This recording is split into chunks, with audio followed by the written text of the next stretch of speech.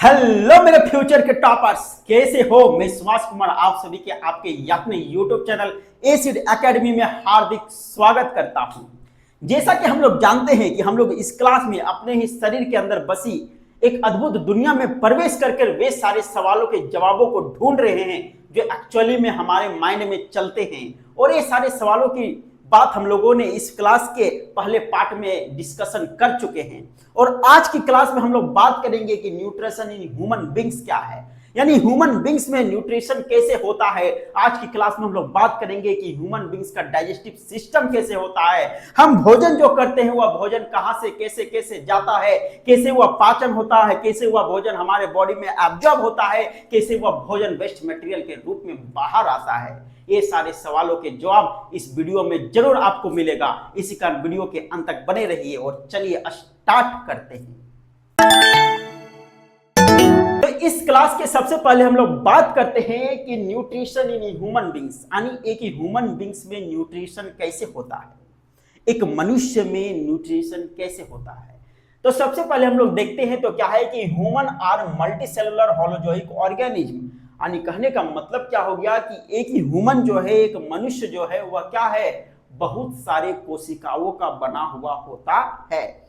और क्या है, यह एक होलोजोइक ऑर्गेनिज्म है। होलोजोइक का मतलब हम लोगों ने पहले पार्ट में बताया है कि होलोजोइक ऑर्गेनिज्म का मतलब क्या हो गया कि वैसे ऑर्गेनिज्म जो फूड को क्या करते हैं, निगलते हैं, और वह जो फूड होता है उनके अंदर डाइजेस्ट होता है और उन फूड के जो पोषक तत्व होते हैं वे बॉडी में एब्जॉर्ब होते हैं।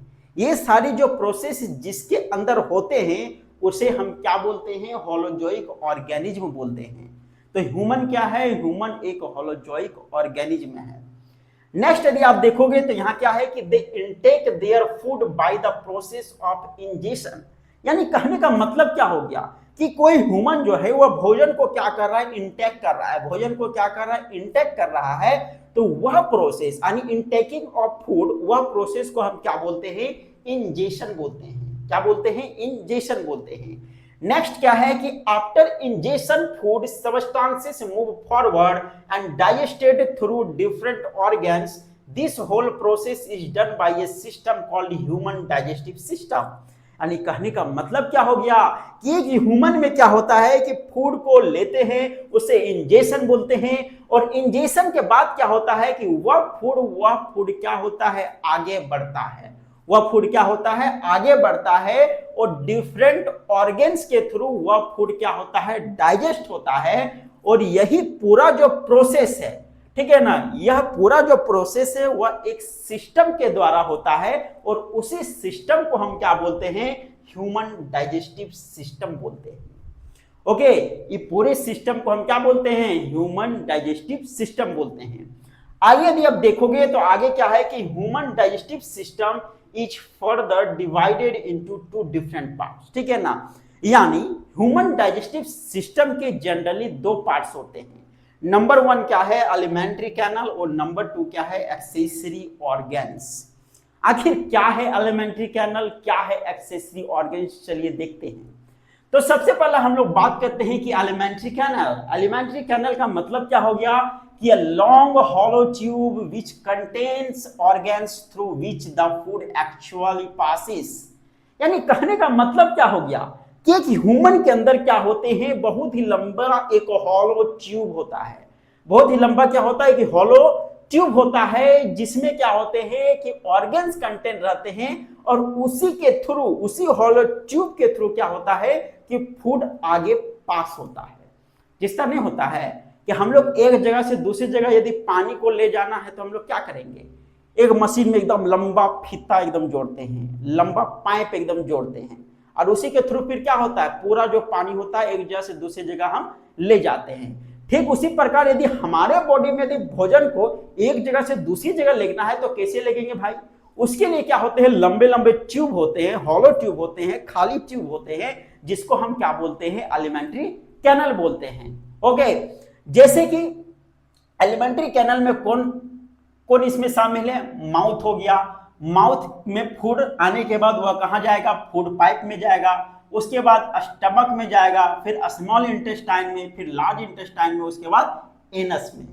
ठीक है, एनस के थ्रू बाहर आ जाएगा। तो कहने का मतलब क्या है, ये सब सारे क्या है, पाथ है, सब सारे क्या है, रास्ता है भोजन को जाने का, एक ट्यूब है। ठीक है, इसी को हम क्या बोलते हैं, एलिमेंट्री कैनल बोलते हैं। नेक्स्ट है एक्सेसरी ऑर्गन्स। एक्सेसरी ऑर्गन्स मतलब क्या हो गया कि organs that helps in digestion but no food passes through them. यानी कहने का मतलब हो गया कि एक्सेसरी ऑर्गन्स वैसे ऑर्गन्स होते हैं जिसके थ्रू भोजन पास नहीं होता, लेकिन ये जो ऑर्गन्स होते हैं वे भोजन को पचाने में यानी पाचन करने में मदद करते हैं। वही है कि organs that helps in digestion but no food passes through them, यानी वैसे ऑर्गन्स जो फूड को डाइजेस्ट होने में, फूड के डाइजेशन में हेल्प करते हैं, लेकिन इसके थ्रू भोजन पास नहीं होते, उसी को हम क्या बोलते हैं, एक्सेसरी ऑर्गन्स बोलते हैं। जैसे कि इनमें कौन शामिल है, टीथ हो गया, टंग हो गया, सैलिवरी ग्लैंड हो गया। ठीक है, ये कहां पाए जाते हैं, माउथ में पाए जाते हैं, किसी के पेट में भी पाए जाते हैं क्या आगे क्या है, liver, bile duct, gall bladder और पैनक्रियाज। ठीक है, ये जो है ये कहां से जुड़े होते हैं, ये किससे जुड़े होते हैं, स्टमक से जुड़े हुए होते हैं। ओके, तो ये सारे जो ऑर्गन्स है इसको हम क्या बोलते हैं, एक्सेसरी ऑर्गन्स, जो भोजन को पचाने में हेल्प करते हैं। आगे है पाथ ऑफ फूड, यानी भोजन जो होता है वह कहां कहां से आगे बढ़ता है। तो सबसे पहला क्या है, माउथ। माउथ में पहले भोजन लेते हैं। कोई क्या डायरेक्ट पेट में भोजन ले लेता है क्या, नहीं ना, पहले माउथ में ना लगे। कहीं को नाक से भोजन नहीं खाते हो, कान से, नाक से, ऐसा बात नहीं ना है। तो भोजन सबसे पहले क्या होता है कि माउथ में जाता है, मुंह में जाता है, और मुंह में प्रेजेंट कौन होते हैं, टीथ, टंग, सैलिवा। उसके बाद माउथ से फिर भोजन कहाँ जाएगा, फूड पाइप में जाएगा। फूड पाइप से भोजन कहाँ जाएगा, स्टमक में जाएगा। स्टमक इससे फिर क्या कनेक्ट रहते हैं, इसमें बहुत सारे ऑर्गन्स कनेक्ट रहते हैं, जैसे कि पैनक्रियाज, लीवर, बाइल डक्ट। ठीक है, उसके बाद गॉल ब्लैडर। उसके बाद स्टमक के बाद भोजन कहाँ जाएगा, स्मॉल इंटेस्टाइन में जाएगा। फिर स्मॉल इंटेस्टाइन के बाद भोजन कहाँ जाएगा, लार्ज इंटेस्टाइन में। उसके बाद लार्ज इंटेस्टाइन में जाने के बाद वह एनएस के थ्रू फिर वेस्ट प्रोडक्ट बाहर आ जाएंगे। ओके, तो यहाँ पे यदि आप देखोगे जो टीथ है, टंग है और जो सैलिवा है, ये केवल क्या करते हैं, ओनली हेल्प्स इन इंजेशन। ठीक है ना, यानी टीथ, टंग और सैलिवा ये भोजन के इंजेशन में केवल क्या करते हैं, हेल्प करते हैं। मुंह में भोजन लिए, कहां गया, मुंह में, मुंह के अंदर क्या है, टंग है, फिर मुंह में क्या है, टीथ है, और मुंह में ही क्या बनते हैं, सैलिवा बनते हैं। तो जब तक भोजन मुंह में है वह प्रोसेस को क्या बोलते हैं, इंजेशन बोलते हैं। तो कहने का मतलब क्या हो गया कि जो टीथ है, टंग है, सैलिवा है, वह किस में हेल्प करते हैं, इंजेशन में हेल्प करते हैं। आगे है liver, bile duct, gall bladder, pancreas only helps in digestion, food does not passes actually from them. यानी कहने का मतलब क्या हो गया कि जो लीवर है, बाइल डक्ट है, गॉल ब्लैडर है, पैनक्रियाज है, ये केवल क्या करते हैं, भोजन के डाइजेशन में हेल्प करते हैं। इनके थ्रू भोजन क्या होता है, पास नहीं होता है। ओके, अब चलिए आगे बात करते हैं। तो यदि आप यहां पे देखते हो तो यहां पे क्या है, ह्यूमन डाइजेस्टिव सिस्टम, यानी एक ह्यूमन के अंदर उसका डाइजेस्टिव सिस्टम कैसा होता है। ठीक है, तो यहां पे सबसे पहले आप देखोगे तो अपने मुंह में यदि बात करते हैं तो मुंह में क्या होता है कि यहाँ पे एक कैविटी होता है जिसको हम क्या बोलते हैं, माउथ या तो फिर बक्कल कैविटी बोलते हैं। ओके, इसके यहाँ पे यदि आप देखोगे तो यहाँ पे क्या रहता है, आपका टंग रहता है। फिर यह जो पाइप जो दिख रहा है इसी को हम बोलते हैं ओसोफेगस बोलते हैं, या तो इसी को हम फूड पाइप के भी नाम से जानते हैं। उसके बाद यदि आप इसके नीचे देखोगे तो यहाँ पे आपका क्या मिलेगा, स्टमक मिलेगा। फिर स्टमक के इससे यहाँ पे एक और ऑर्गन जुड़ा हुआ रहता है जिसको हम क्या बोलते हैं, पैनक्रियाज बोलते हैं। उसके बाद इसके नीचे देखोगे तो ये जो मोटा वाला जो पाइप आपको दिख रहा है इसी को हम क्या बोलते हैं, लार्ज इंटेस्टाइन बोलते हैं। और इसके अंदर बहुत ही लंबा एक क्या होता है, पतला पतला पाइप रहता है। ठीक है ना, उसी को हम क्या बोलते हैं, स्मॉल इंटेस्टाइन बोलते हैं। उसके बाद इन लार्ज इंटेस्टाइन के सबसे एंड वाला पार्ट से क्या जुड़ा हुआ रहता है, एक ऑर्गन जिसको हम बोलते हैं एनस बोलते हैं। उसके बाद इस साइड में यदि आप बात करते हो तो लार्ज इंटेस्टाइन से एक छोर में एक छोटा सा अंग होता है जिसको हम क्या बोलते हैं, अपेंडिक्स बोलते हैं। उसके बाद इधर देखोगे तो ये बड़ा वाला जो पार्ट दिख रहा है आपको, इसको हम बोलते हैं लीवर। और यहाँ पे क्या होता है कि एक ऑर्गन और होता है जो यह ट्यूब जो दिख रहा है ना, यह ट्यूब, इसको हम बोलते हैं बाइल डक्ट बोलते हैं। और बाइल डक्ट से ही आपका क्या हुआ जुड़ा रहता है, गॉल ब्लेडर जुड़ा हुआ रहता है। ओके, तो यह क्या है, यह आपका है ह्यूमन डाइजेस्टिव सिस्टम है। अब चलिए इसको हम एक एक करके बहुत ही डिटेल से बात करते हैं। तो यदि हम ह्यूमन डाइजेस्टिव सिस्टम के बारे में बात करते हैं तो ह्यूमन डाइजेस्टिव सिस्टम में सबसे पहले हम किसके बारे में बात करेंगे, माउथ के बारे में। क्योंकि माउथ से ही क्या होता है, हमारा डाइजेशन का प्रक्रिया स्टार्ट होता है, ठीक है ना। सबसे पहले हम क्या करते हैं, माउथ में ही भोजन को लेते हैं, उसके बाद फिर वहीं से डाइजेशन का जो प्रोसेस है फिर स्टार्ट होता है। माउथ में क्या होते हैं कि इसमें जनरली 3 एक्सेसरीज ऑर्गन्स होते हैं, जो कौन कौन है आपका, टीथ हो गया, टंग हो गया और सैलिवरी ग्लैंड हो गया।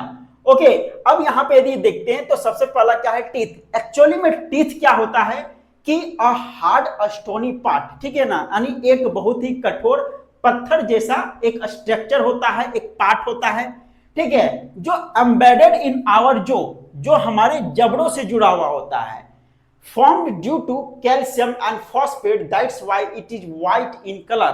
और वह जो दांत है जो हमारे मुंह में है, ठीक है, वह कैल्शियम और फॉस्फेट से बना हुआ होता है, इसी कारण दांत जो है वो कलर में कैसा होता है, व्हाइट होता है, सफेद होता है।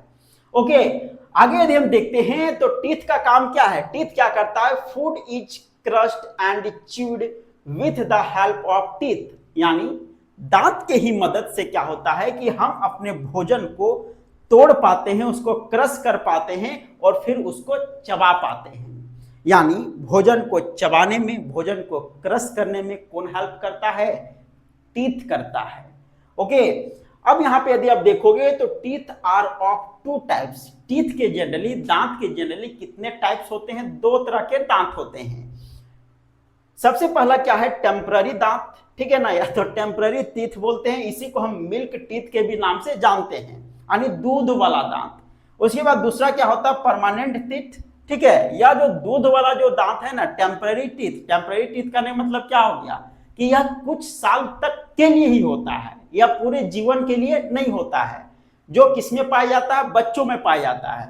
यानी बच्चे जब क्या होते हैं, 6 महीना के हो जाते हैं, फिर उनके मुंह में दांत आना स्टार्ट होता है, ठीक है, और 6 साल तक वह दांत रहता है, उसके बाद धीरे धीरे फिर वह गिरना स्टार्ट हो जाता है।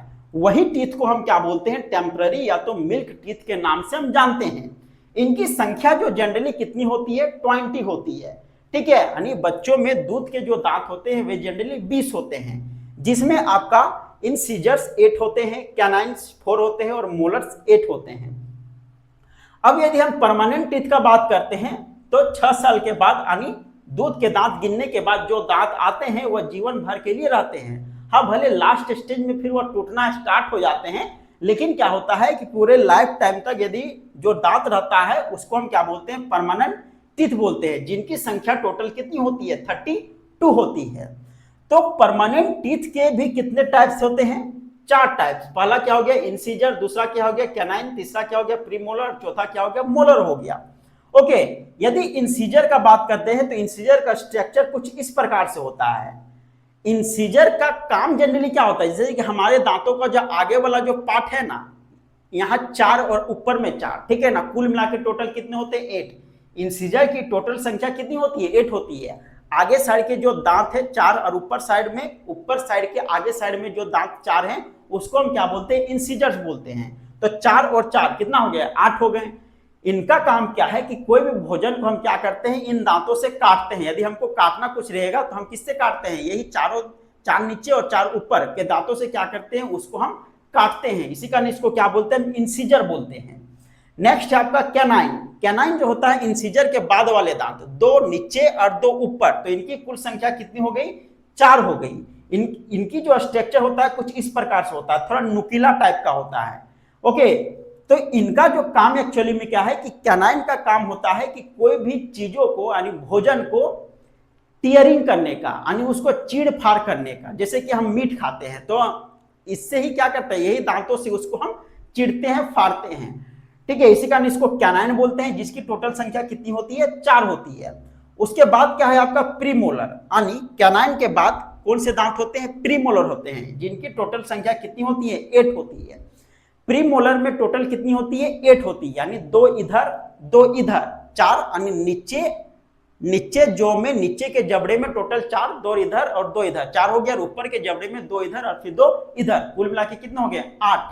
यानी प्रीमोलर की टोटल संख्या कितनी हो गई 8 हो गई। ओके, तो प्रीमोलर का काम एक्चुअली में क्या होता है, इनका काम क्रशिंग का होता है। ठीक है, क्रशिंग मतलब कोई भी चीजों को कुचलना, कोई भी चीजों को चबाना, ठीक है ना, यानी उसको तोड़ने का काम कौन करेगा, ये प्रीमोलर करेगा। उसके बाद यदि मोलर का बात करते हैं तो मोलर की टोटल संख्या कितनी होती है 12 होती है, यानी 12 होती है।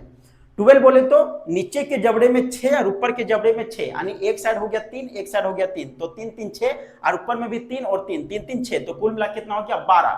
ठीक है, तो मोलर का काम एक्चुअली में क्या होता है कि मोलर का जो काम होता है वह भोजन को ग्राइंडिंग करने का, यानी पूरी तरह से उसको पीसने का काम करता है। ओके, तो परमानेंट टीथ टोटल कितने हो गए यहाँ पे 8 4 12, 12 और 8 कितना हो गया 20, और 20 और 12 कितना हो गया 32, यानी टोटल परमानेंट टीथ कितने हो गए आपके 32 हो गए। और यहाँ पे टेम्पररी टीथ यानी मिल्क टीथ का बात करते हैं तो टोटल कितने होते हैं 20 होते हैं। ठीक है ना, इसमें इंसिजर्स 8 हो गए, कैनाइन आपके हो गए 4 और फिर मोलर्स हो गए आपके 8 हो गए। अब यदि हम आगे बात करते हैं तो यहाँ पे देखोगे एक टीथ का स्ट्रक्चर बना हुआ है। ठीक है, तो एक्चुअली में टीथ में क्या क्या चीज होते हैं, तो सबसे पहले आप देखोगे तो सबसे जो यहाँ पे ऊपर वाला जो भाग दिख रहा है दांत का, उसको हम क्या बोलते हैं एनामेल बोलते हैं। ठीक है, यह क्या है बहुत ही कठोर पदार्थ है। उसके बाद एनामेल के नीचे क्या होता है डेंटाइन होता है, और डेंटाइन के फिर नीचे यदि आप देखोगे तो इसको हम क्या बोलते हैं नर्व्स, क्या बोलते हैं नर्व्स, यानी जहां से हमारी नसें जुड़ी हुई होती है। उसके बाद इस साइड्स में जो देखोगे जिससे क्या होता है दांत यहाँ पे हमारे मुंह में लगा हुआ रहता है। ठीक है, उसको हम क्या बोलते हैं गम्स बोलते हैं। उसके बाद गम्स के नीचे क्या होता है आपका जॉ होता है, यानी जबड़ा होता है। और यहाँ पे यदि आप देखोगे तो इसको हम बोलते हैं पल्प कैविटी। ठीक है, इसको हम क्या बोलते हैं अंदर वाला जो यहाँ पार्ट दिख रहा है इसको हम क्या बोलते हैं पल्प कैविटी बोलते हैं। तो यह जो स्ट्रक्चर है किसका है आपका दांत का स्ट्रक्चर है।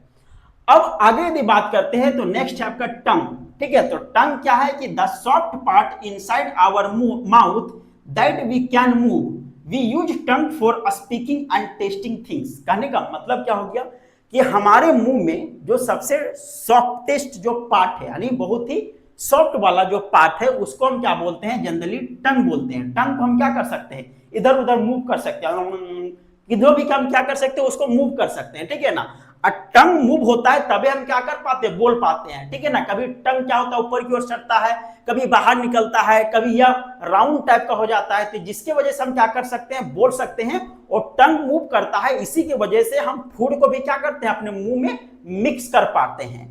ओके, तो टंग का जनरली काम क्या है कि tongue use for speaking and testing things. ठीक है ना, यानी भोजन को क्या करते हैं उसको मिक्स तो करते ही है, साथ में क्या होता है भोजन का जो टेस्ट जो हमें पता चलता है वह किसकी वजह से पता चलता है टंग के ही वजह से पता चलता है। ठीक है, उसके बाद यह क्या है tongue you helps in mixing the food, ये तो बता चुके हैं। अब यहाँ पे यदि आप देखोगे टंग का स्ट्रक्चर में तो टंग में क्या होते हैं बहुत सारे टेस्टिंग बड्स होते हैं, जिसके कारण कोई भी भोजन का जो स्वाद होता है जो टेस्ट होता है हम जान पाते हैं कि यह भोजन खट्टा है या भोजन मीठा है या भोजन नमकीन है। ठीक है, या भोजन तित्ता है, सारी चीज का जो टेस्ट होता है वह हम अपने जीभ की वजह से ही हम कर पाते हैं। जीभ नहीं रहेगा तो टेस्ट का ही पता नहीं चलेगा, चाहे कुछ भी खा लो कोई फर्क नहीं पड़ेगा। ठीक है, केवल पेट भरेगा, टेस्ट नहीं लगेगा। तो यहाँ पे यदि आप देखते हो तो ये टंग है और जो डॉट डॉट दिख रहा है यही क्या है टेस्टिंग बड्स होते हैं। ठीक है, तो टंग का जो सबसे आगे वाला जो भाग है यहीं पे क्या होता है स्वीट का टेस्ट पता चलता है, यानी मीठा वाला जो चीज हम खाते हैं तो मीठा का पता कहाँ चलता है आपका टेस्ट के बाहर वाले साइड्स में। ठीक है, उसके बाद यदि आप देखोगे तो इसके बाद है साल्टी टेस्ट पता चलता है, उसके बाद फिर आपका हो गया सॉल्ट टेस्ट पता चलता है, और टंग के सबसे अंदर वाले पार्ट यानी पीछे वाले पार्ट में ठीक है किसका पता चलता है बिटर टेस्ट का पता चलता है। तो यह क्या है टंग है, जहां पे टंग के विभिन्न पार्ट में क्या होते हैं टेस्ट का पता चलता है। टंग के बीच वाले पार्ट में किसी प्रकार का कोई टेस्ट का पता नहीं चलता है, या तो आगे या तो साइड में या तो फिर पीछे। अब आगे यदि आप देखोगे तो आगे क्या है आपका सेलिवरी ग्लैंड है। ठीक है ना, सेलिवरी ग्लैंड क्या होते हैं कि glands present in the mouth that produce saliva, यानी वैसे ग्लैंड वैसे ग्रंथि जो क्या होते हैं हमारे मुंह में प्रेजेंट होते हैं, जिससे क्या प्रोड्यूस होता है सैलिवा प्रोड्यूस होता है। सलिवा बोले तो लार प्रोड्यूस होता है, ठीक है ना। तो यह जो लार है, यह जो सलिवा है, यह क्या करता है, saliva converts complex sugars in simple sugar, ठीक है ना। यानी कहने का मतलब क्या हो गया कि हम जो भोजन खा रहे हैं, हम जो भोजन क्या कर रहे हैं, खा रहे हैं, तो मुंह में जैसे लिए भोजन, तो भोजन में प्रेजेंट जो कॉम्प्लेक्स शुगर किस रूप में, कार्बोहाइड्रेट के रूप में, ठीक है ना, उसको क्या करता है, कॉम्प्लेक्स से सिंपल शुगर में बदल देता है, यानी कार्बोहाइड्रेट से उसको माल्टोज में बदल देता है। तो सलिवा का काम यही है। जैसे कि यदि आप यहाँ पे देखोगे तो ये क्या है, सैलिवरी ग्लैंड, सैलिवरी ग्लैंड से आपका क्या सीक्रेट्स होता है, सलिवा सीक्रेट्स होते हैं। सलिवा सीक्रेट्स होते हैं तो सलिवा में प्रेजेंट क्या रहते हैं, सैलिवरी अमाइल्स प्रेजेंट रहते हैं, और यही सैलिवरी अमाइल्स क्या करते हैं कि कन्वर्ट्स कॉम्प्लेक्स शुगर्स यानी कार्बोहाइड्रेट्स को किस में बदल देते हैं, इनटू एम, यानी एम बोले तो माल्टोज में बदल देते हैं। ओके, अब आगे हम लोग बात करते हैं। अब यदि हम यहां बात करते हैं तो सबसे पहले अब यदि हम यहां बात करते हैं तो यहां क्या है, स्टमक, ठीक है। स्टमक क्या होता है कि जे शेप्ड मस्कुलर ऑर्गन, यानी हमारे बॉडी में जो पाए जाने वाला जो स्टमक है वह क्या है, उसका जो शेप है जे लेटर की तरह होता है, और वह एक मस्कुलर ऑर्गन है। आगे यदि हम देखते हैं तो आगे क्या है कि due to peristaltic movement food is pushed into stomach, यानी कहने का मतलब क्या हो गया कि जब हम भोजन खाते हैं, ठीक है, और वह जब भोजन हमारे मुंह से ओसोफेगस यानी फूड पाइप में जाता है तो वह डायरेक्ट थोड़ी नहीं चल जाता है, खाएं और ओसोफेगस से डायरेक्ट पेट में चल गया, ऐसा कोई बात नहीं है। हमारे ओसोफेगस में क्या होते हैं, एक स्पेशल मूवमेंट होता है जिसको हम क्या बोलते हैं, पेरिस्टाल्टिक मूवमेंट, यानी एक लहर की तरह, एक वेव की तरह क्या होता है, मूवमेंट होता है। जैसे कि ओसोफेगस है तो इस टाइप का मूवमेंट होता है। ओसोफेगस जो है पहले से क्या होता है, सिकुड़ा हुआ रहता है। जैसे ही आप उसमें क्या किए, भोजन डाले तो क्या करेगा, फैलेगा, फिर अंदर जाएगा तो ऊपर वाला भाग सिकुड़ जाएगा, फिर वो अंदर जाएगा तो फिर ऊपर वाला भाग सिकुड़ेगा, तो क्या होगा, सिकुड़ेगा फैलेगा, सिकुड़ेगा फैलेगा, ठीक है ना। इस टाइप का जो होता है इसको हम क्या बोलते हैं, पेरिस्टाल्टिक मूवमेंट बोलते हैं। और यही मूवमेंट की सहायता से क्या होता है कि हमारा फूड स्टमक तक चला जाता है। ओके, अब यदि हम आगे बात करते हैं तो walls of stomach has gastric glands which secret gastric juice, ठीक है ना। यानी हमारे जो स्टमक है, स्टमक में एक स्पेशल ग्लैंड्स होता है, एक स्पेशल ग्रंथि होता है जिसको हम क्या बोलते हैं, गैस्ट्रिक ग्लैंड्स बोलते हैं, ठीक है ना। जहां पे क्या होता है, सीक्रेट होता है, क्या सीक्रेट होता है, गैस्ट्रिक जूस, ठीक है ना। क्या वहां किसका सिक्रेशन होता है, गैस्ट्रिक जूस का सिक्रेशन होता है। जैसे कि आप यहाँ पे देखोगे तो ये क्या है, स्टमक है, तो स्टमक में यहाँ पे जो पार्ट है इसको हम क्या बोलते हैं, गैस्ट्रिक ग्लैंड बोलते हैं, और यहीं से गैस्ट्रिक जूस का सीक्रेट होता है। अब यदि हम यहाँ पे बात करते हैं तो गैस्ट्रिक जूस, तो गैस्ट्रिक जूस में जनरली क्या प्रेजेंट होते हैं, पेप्सिन, एचसीएल और म्यूकस। ओके, पेप्सिन जो होता है, पेप्सिन एक ऐसा एंजाइम है जो प्रोटीन को क्या करता है, ब्रेक्स डाउन करता है, यानी प्रोटीन को तोड़ने का काम कौन करता है, पेप्सिन करता है। एचसीएल क्या होते हैं, makes the medium acidic and disinfect food, ठीक है ना। यानी कहने का मतलब क्या हो गया कि जैसा कि हम जानते हैं कि एचसीएल क्या है, एचसीएल एक बहुत ही खतरनाक एसिड यानी हाइड्रोक्लोरिक एसिड है, ठीक है। तो एचसीएल का काम क्या है कि वहां पेट का जो एनवायरनमेंट है उसको एसिडिक बनाता है, क्योंकि जो यहाँ पे पेप्सिन का जो हम बात कर रहे हैं, या जो पेप्सिन है जब तक वहां पे एसिडिक मीडियम नहीं बनेगा तब तक यह पेप्सिन काम ही नहीं करेगा। इसी कारण एचसीएल जो है वहां के एनवायरनमेंट को एसिडिक मीडियम बनाता है, और फूड के साथ आने वाला जो बैक्टीरिया होता है, ठीक है ना, या तो जो भी खतरनाक चीजें होती है उसको फिर यह एचसीएल क्या करता है, नष्ट करने का काम करता है। नेक्स्ट है आपका म्यूकस। म्यूकस जो होता है एक बहुत ही स्टिकी पदार्थ होता है, ठीक है ना, चिपचिपा पदार्थ होता है जो protects inner lining of the stomach, है ना।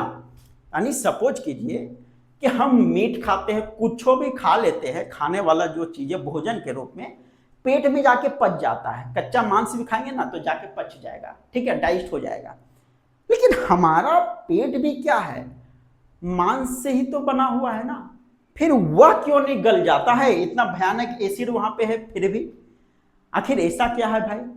तो हमारे पेट के जो इनर वॉल है यानी अंदर साइड का जो दीवार है उस पे क्या होते हैं, एक स्पेशल स्टिकी मटेरियल्स होते हैं जिसको हम क्या बोलते हैं, म्यूकस बोलते हैं।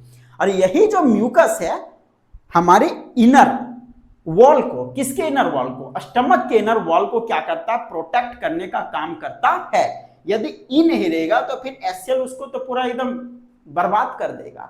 आ रहा समझ में। अब आगे यदि हम देखते हैं तो आगे क्या है कि stomach has some accessory organs around it, these are liver, bile duct, ठीक है ना, गॉल ब्लैडर एंड पैनक्रियाज। यानी कहने का मतलब क्या हो गया कि हमारे स्टमक के चारों साइड में क्या होते हैं, आसपास में क्या होते हैं, कुछ एक्सेसरी ग्लैंड्स होते हैं जिसको हम क्या बोलते हैं, जैसे कि वे कौन कौन है, लीवर हो गए, बाइल डक्ट हो गया, सॉरी एक्सेसरी ग्लैंड्स नहीं, एक्सेसरी ऑर्गन्स होते हैं, ठीक है।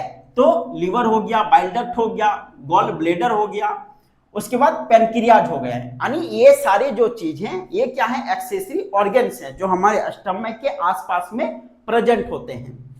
तो यहां पे सबसे पहले यदि हम लीवर का बात करते हैं तो लीवर क्या है कि liver is the largest gland of human body, यानी एक मनुष्य के शरीर का सबसे बड़ा ग्रंथि कौन कहलाता है, लीवर कहलाता है।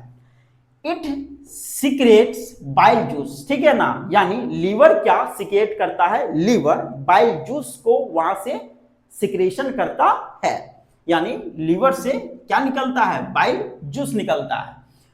और यहां पे गॉल ब्लैडर का बात करते हैं तो गॉल ब्लैडर क्या करता है, gall bladder stores the bile juice, और वह जो है गॉल ब्लैडर बाइल जूस को स्टोर करके रखता है।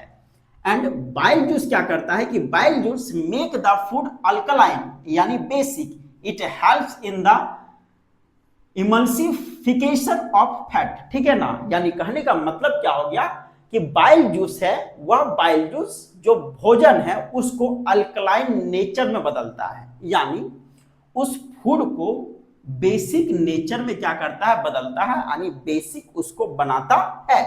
जो क्या करेगा, it helps in the emulsification of fat, यानी फैट के इमल्सिफिकेशन में वह मदद करेगा।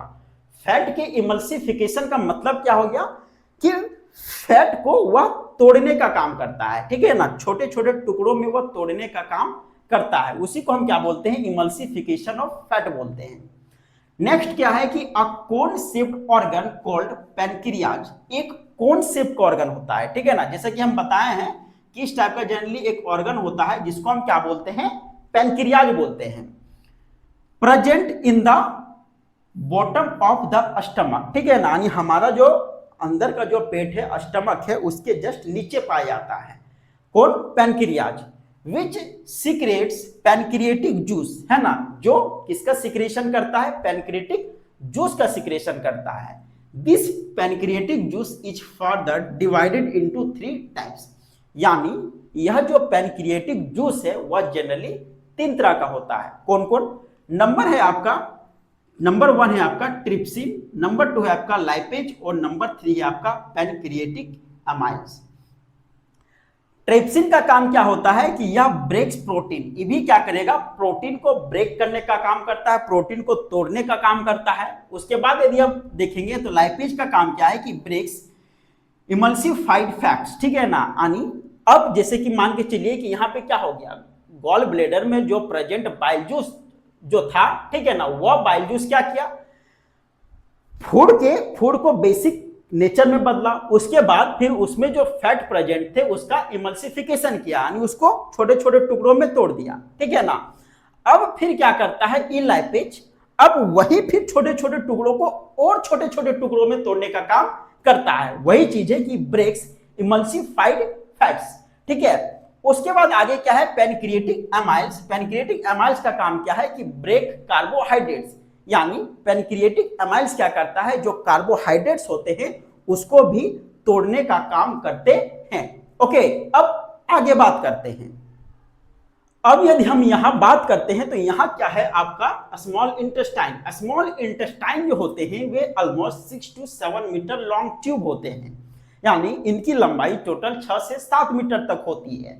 यह क्या करते हैं कि secrets intestinal juice which help in final digestion of food and it converts, यानी कहने का मतलब क्या हो गया कि स्मॉल इंटेस्टाइनल में क्या होता है कि ये इंटेस्टाइनल जो सीक्रेट्स करते हैं, जिनकी सहायता से क्या होता है फाइनल डाइजेशन हमारे अंदर हो पाता है। और यह जो डाइजेशन वाले जो फूड है, डाइजेस्ट फूड को कन्वर्ट करते हैं, किसमें कन्वर्ट करते हैं कि उसमें पाए जाने वाला जो कार्बोहाइड्रेट्स होता है उसको ग्लूकोज में कन्वर्ट करते हैं, प्रोटीन को फिर एमिनो एसिड में कन्वर्ट करते हैं, और फैट्स को फैटी एसिड प्लस ग्लाइसरोल में क्या करते हैं, कन्वर्ट करते हैं। अब यहां पे आगे देखोगे तो क्या है कि digested food is absorb by wall of the small intestine by villi, ठीक है ना, यानी स्मॉल इंटेस्टाइन के अंदर वाले भाग में, ठीक है, आंतरिक दीवार पे क्या होते हैं, फिंगर लाइक प्रोजेक्शन होते हैं, यानी फिंगर लाइक स्ट्रक्चर होते हैं, जिसको हम क्या बोलते हैं, विलाई बोलते हैं, ठीक है ना। इनकी जो सरफेस एरिया होती है वो बहुत बड़ी होती है। यहां क्या होता है कि जो डाइजेस्टेड फूड होता है वह यहां से एब्जॉर्ब कर लिया जाता है। जैसे कि यहां पे आप देखोगे कि ई मान के चलिए आपका स्मॉल इंटेस्टाइन है, तो इसके आंतरिक दीवार में क्या है, इस टाइप के फिंगर लाइक स्ट्रक्चर है, जिसको हम क्या बोलते हैं, विलाई बोलते हैं। और यहां से एक विलाई को यदि आप उठा के देखोगे तो कुछ इस प्रकार से दिखाई देंगे। तो यह जो विलाई है इसकी सरफेस एरिया बहुत ज्यादा होती है और इसमें डाइजेस्टेड फूड को एब्जॉर्ब करते हैं, और इस विलाई से क्या होते हैं, बहुत सारे ब्लड वेसल्स जुड़े हुए होते हैं, जहां से डाइजेस्टेड फूड क्या होता है, ब्लड वेसल्स के थ्रू हर एक सेल्स तक पहुंच जाता है, और वही सेल्स उस फूड का यूज करके फिर हमको एनर्जी देते हैं। ओके, अब यदि आप आगे बात करते हो तो आगे क्या है आपका लार्ज इंटेस्टाइन, ठीक है। लार्ज इंटेस्टाइन क्या करता है कि undigested and unabsorbed food is sent into the large intestine, यानी वैसा फूड जो अनडाइजेस्टेड हो, ठीक है ना। डाइजेस्टेड फूड तो एब्जॉर्ब हो गया आपका स्मॉल इंटेस्टाइन में, अब बच कौन गया, लार्ज, मतलब अनडाइजेस्टेड फूड, ठीक है ना। जो अनडाइजेस्टेड फूड बच गया है, या तो जो फूड यहाँ पे एब्जॉर्ब नहीं हो पाया, वह फूड जो अनएब्जॉर्ब है वह कहां आगे चल जाता है, वह लार्ज इंटेस्टाइन में चला जाता है। उसके बाद फिर water will be absorb in large intestine. Large intestine में फिर क्या होते हैं कि उस फूड में प्रेजेंट जितने वाटर होते हैं वे सारे वहां पे एब्जॉर्ब कर लिए जाते हैं। It is called large intestine because its diameter is slightly more than the diameter of a small intestine, ठीक है ना। या फिर लार्ज इंटेस्टाइन को लार्ज क्यों बोला जाता है, एक्चुअली में होता क्या है कि स्मॉल इंटेस्टाइन की तुलना में लार्ज इंटेस्टाइन का जो डायमीटर होता है वह उससे बड़ा होता है, यानी उसकी जो व्यास होती है वह क्या होती है, उससे बड़ी होती है, इसी कारण लार्ज इंटेस्टाइन को लार्ज बोला गया है। जैसे कि आप यहाँ पे देखोगे तो ये आपका क्या है, एक लार्ज इंटेस्टाइन है यहाँ पे, ठीक है ना। इसको हम क्या बोलेंगे, लार्ज इंटेस्टाइन। और लार्ज इंटेस्टाइन के एक छोर का जो अंतिम वाला छोर है, ठीक है, इसको हम क्या बोलते हैं, अपेंडिक्स बोलते हैं, ठीक है। आप जानते होंगे कि अपेंडिक्स एक ऐसा ऑर्गन है, ठीक है, हमारे बॉडी का, जिसका कोई काम नहीं है, वह ऐसे पड़ा रहता है। लेकिन यदि उस अपेंडिक्स के साथ छेड़छाड़ हो जाए ना, तो हमारे लिए बहुत ज्यादा भयानक वाला तकलीफ क्रिएट हो जाता है, ठीक है। यानी यदि कोई ऐसा फूड, अनडाइजेस्टेड फूड यदि जाके यहाँ पे यदि फंस गया, ठीक है ना, इस अपेंडिक्स में, तो वहीं जाके वह सड़ने गलने लगेगा और वह धीरे धीरे क्या करने लगेगा, स्वैलो करने लगेगा, फूलने लगेगा, ठीक है। उसके बाद जब वो फूलने लगेगा ना, तो फिर हम लोग को क्या होने लगेगा, यहाँ पे दर्द होने लगेगा, और सही टाइम पे यदि उसका इलाज नहीं करवाया गया तो वह फट भी सकता है, और फटने के बाद इंसान का बचना बहुत ज्यादा मुश्किल हो जाता है। इसी कारण भले इसका कोई काम नहीं है, लेकिन यदि यह किसी प्रकार से यहाँ पे कोई गड़बड़ी हो गया तो फिर यह हमारे लिए बहुत ही खतरनाक साबित हो सकता है। अब इसके एक छोर में बात करते हैं, तो यहाँ पे आपका क्या है, रेक्टम, ठीक है, और सबसे नीचे वाला भाग को क्या बोलते हैं, एनस। यानी यहाँ पे क्या है, अनडाइजेस्टेड फूड लार्ज इंटेस्टाइन में। अब अनडाइजेस्टेड फूड क्या करेगा, आगे यहाँ पे पास होगा, यानी इसमें जितने भी वाटर है एब्जॉर्ब हो गए, ठीक है ना। अब जो मटेरियल बच गया वो क्या करेगा, आगे पास होगा, और यह जो रेक्टम है, ठीक है, इस रेक्टम वाले जगह में वह अनडाइजेस्टेड फूड वहां पे स्टोर होके रहेगा, जिसको हम वेस्ट प्रोडक्ट बोलेंगे, ठीक है ना, वेस्ट मटेरियल बोलेंगे। वे सारा वेस्ट मटेरियल यहाँ जाके क्या हो जाएगा, स्टोर हो जाएगा। उसके बाद स्टोर होने के बाद जब भर जाएगा वहां का जगह, तो फिर हमारे जो यहाँ का जो एरिया है, यहाँ की जो दीवारें हैं, उसमें प्रेशर पड़ेगा। जब प्रेशर पड़ेगा तो फिर वही जो वेस्ट मटेरियल है यह एनस के द्वारा बाहर आ जाता है। इसी प्रोसेस को हम डीफिकेशन के नाम से हम जानते हैं। तो इसी प्रोसेस को हम क्या बोलते हैं, डीफिकेशन के नाम से हम जानते हैं। अब आगे यदि आप देखोगे तो आगे क्या है कि at last waste materials thrown out our body through anus, ठीक है, अभी हमने बता चुका है।